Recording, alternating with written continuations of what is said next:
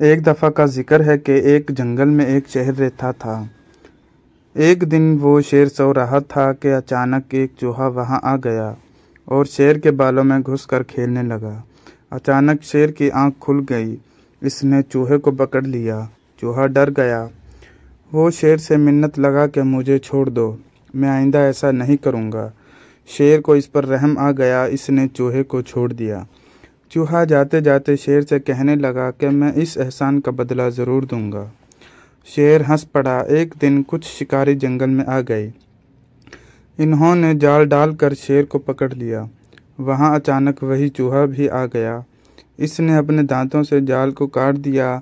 اس طرح شیر آزاد ہو گیا۔ شیر نے چوہے کا شکریہ ادا کیا۔